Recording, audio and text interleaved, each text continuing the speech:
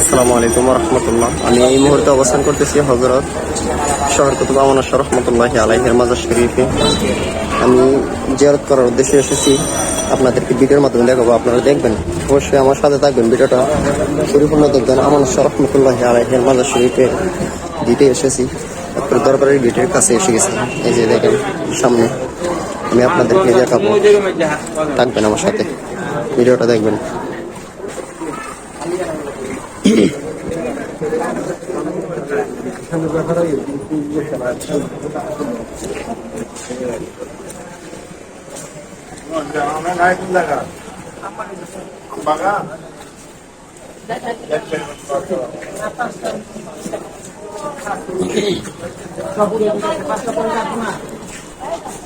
আমি এসে গেছি শহর কুতুব আমানত রহমতুল্লাহি আলাইহির মাজারের একদম কাছে।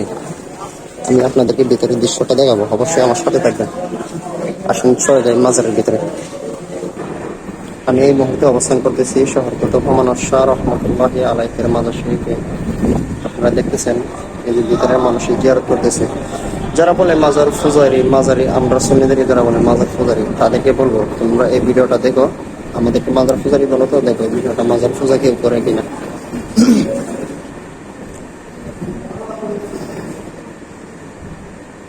এখানে সবাই আল্লাহর মাজার শরীফ জিয়ারত করে আল্লাহর উসিলা দিয়ে আল্লাহর কাছ থেকে দোয়া করতেছে আল্লাহর কাছে। দেখেন সবাই